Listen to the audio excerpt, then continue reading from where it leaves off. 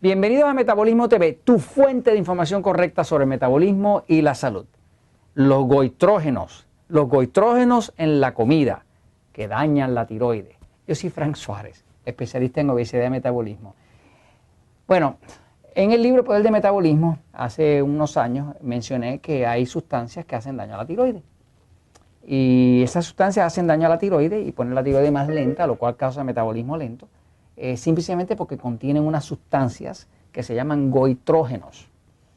Ahora, esto para algunas personas se ha sacado un poco fuera de proporción porque algunas personas aprendieron pues, que los goitrógenos hacen daño a la tiroides y entonces listaron allá en el señor que se la sabe todo, en Mr. Google, y vieron que los goitrógenos están en muchos alimentos.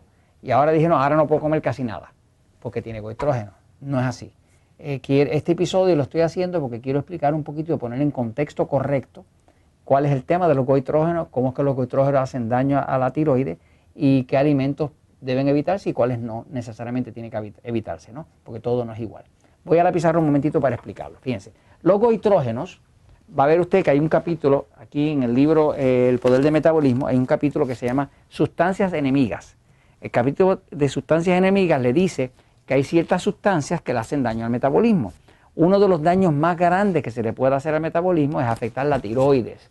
Muchas personas tienen problemas de hipotiroidismo. La tiroides es una glándula que está aquí, que es la glándula que controla todo el metabolismo del cuerpo. O sea, ¿cómo la controlas? Pues la tiroides determina, en base a una hormona que produce, que se llama T4 y T3, determina a qué velocidad entra el oxígeno dentro de las células de su cuerpo. Le explico un poquito, fíjense. Fíjense. Usted tiene su cuerpo, tiene la tiroides acá, aquí. Esto produce una hormona que se llama T4. Esa hormona viene una enzima que produce el cuerpo que se llama diodinase. Y esa enzima rompe esa hormona y la convierte en T3. T3 es la hormona activa que es la que mueve el metabolismo. Cuando una persona tiene problemas de tiroides, digamos hipotiroidismo, pues va a tener poca T3. Si tiene poca T3, tiene un metabolismo lento. Así que hay una relación directa entre hipotiroidismo, o sea, tiroides vaga, y tener problemas de metabolismo lento. Entonces, eso hasta ahí. Ahora, en el libro El Poder del Metabolismo estoy hablando de los goitrógenos. En inglés se llaman goitrogens. Los goitrógenos son unas sustancias que de forma natural están contenidas en ciertos alimentos. ¿Qué alimentos tienen muchos goitrógenos? El alimento que más goitrógenos tiene es la soya o soja, dependiendo de cómo usted le diga en su país. La soya tiene mucho goitrógeno. Una de las razones principales por la cual nunca hemos recomendado que la gente coma soya es porque la soya es algo así como una gran mentira. La soya es algo que se promueve como una cosa muy saludable. La verdad que de saludable no tiene absolutamente nada y siento si lo que usted está yendo no le gusta, pero es la verdad. La soya está llena de goitrógenos. Y como los goitrógenos son sustancias que afectan la tiroides, o sea, le reducen la función a la tiroides, pues automáticamente la soya queda descontinuada como una posibilidad para alguien que quiere mejorar su metabolismo, controlar su diabetes, bajar de peso, cualquier cosa que afecte el metabolismo va a afectar la diabetes y la obesidad, las dos cosas. Entonces, ¿qué cosa tiene también goitrógenos? Pues por ejemplo, el maní, que serían los cacahuates, como dicen allá en México, ¿no? El maní, pues tiene goitrógenos.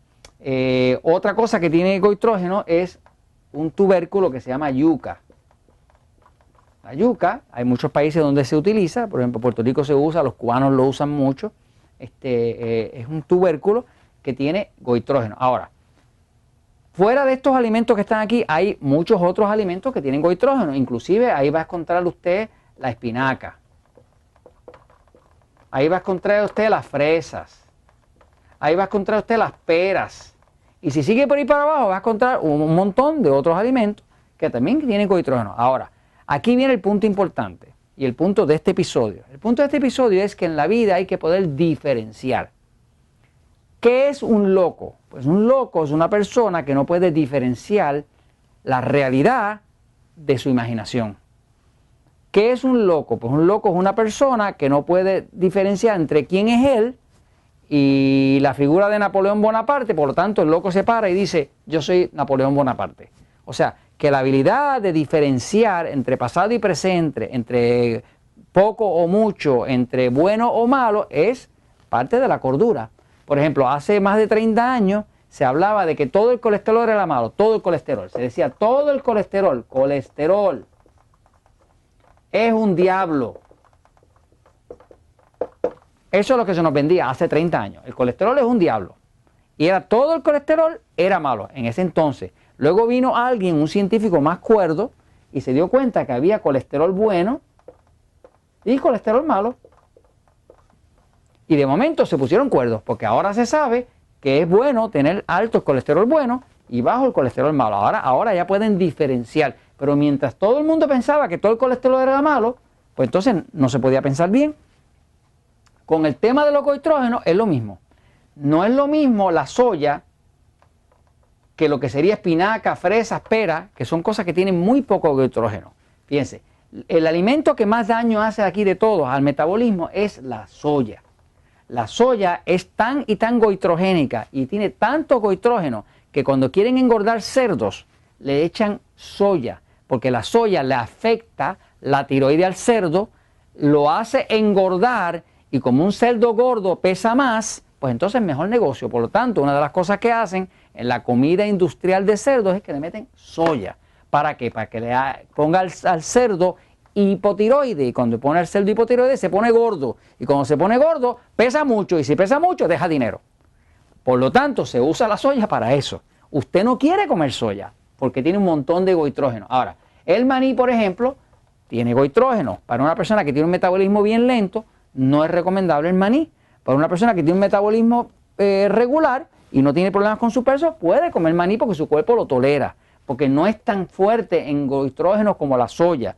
Pero como quiera que sea, para alguien que tiene un metabolismo bien lento, lo debe evitar. La yuca pasa como el maní.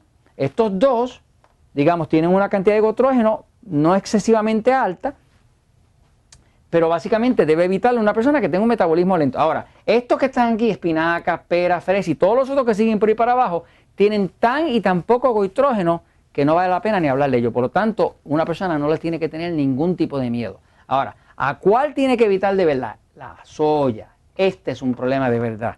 La soya es un alimento que inclusive muchos de los alimentos, estos alimentos que están acá, cuando usted los cocina, se destruye más del 95% de los goitrógenos en el cocinado, o sea, en el cocerlos. Ahí se destruye. Pero ¿qué pasa? La soya es el único alimento de todos ellos que cuando usted lo cocina, no lo destruye.